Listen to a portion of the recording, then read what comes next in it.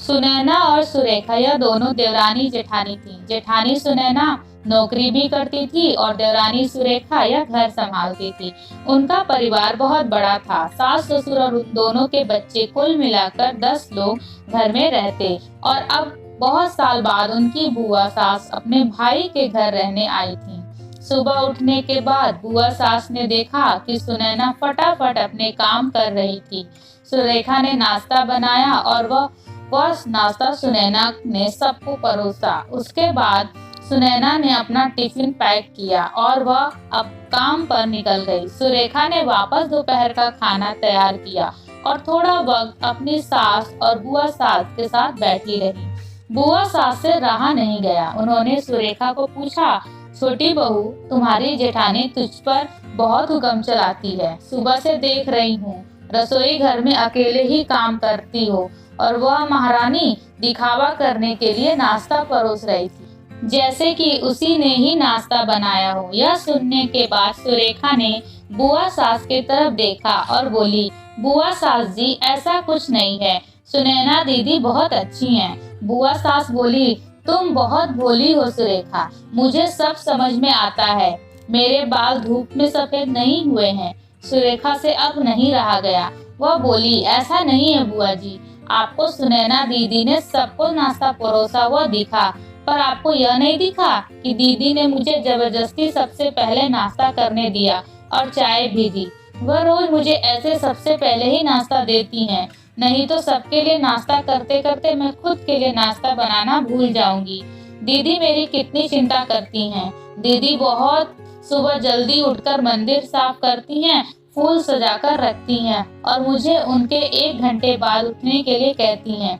शाम को आते समय बाजार से सब्जी भी लेकर आती, क्योंकि हमारे मिस्टर रात को देर से आते हैं। और मम्मी जी को सुनैना दीदी ने बाजार में जाने को मना किया है, क्योंकि अब उनकी उम्र 60 साल से ज्यादा हो गई है। बाजार में जाते समय उनको तकलीफ होगी, उनके पैर बहुत दुखेंगे। कभी उनको बाहर घूमने का मन हुआ तो सुनैना दीदी छुट्टी लेकर उनको घुमाने ले जाती हैं। और हाँ बुआ जी, दीदी रोज शाम को आने के बाद वह कितनी भी थकी हो तब भी मुझे खाना बनाने में मदद करती हैं। वह मेरी बड़ी जेठानी जरूर है, पर मुझे अपनी छोटी बहन ही समझती हैं और मैं उनको अपनी बड़ी बहन समझती हूँ। यह सब सुनकर बुआ सास एकदम चुप हो गई। उनकी चुगली सुरेखा के आगे टिक नहीं पाई। शाम को सुनैना सब्जी की थैली सुरेखा के पास देते हुए बोली, सब्जी के साथ तुम्हारे मनपसंद लेखक की किताब भी उसमें है। यह सुनकर सुरेखा खुश हो गई। सुनैना को थैंक यू बोलकर सब्जी की थैली किचन में रखकर वह अपने रूम में चली गई। उतने में बुआ ने सुनैना को आवाज दी, बड़ी बहू जरा याद आना।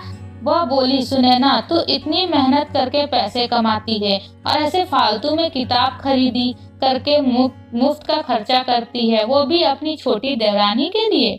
वह भी ऐसे भी घर में बैठकर करती क्या है? तुम दिन भर मेहनत करती हो और वह घर में आराम करती है। इस पर सुनैना हंसकर बोली, क्या बुआ जी आराम? और सुरेखा, उसे तो कहने पर भी वो आराम नहीं करती है।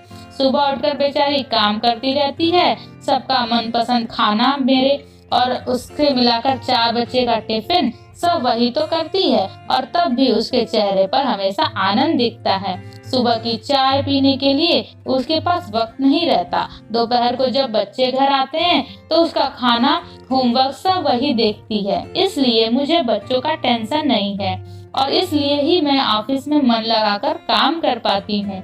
कुछ दिन पहले ही मुझे प्रमोशन मिला है।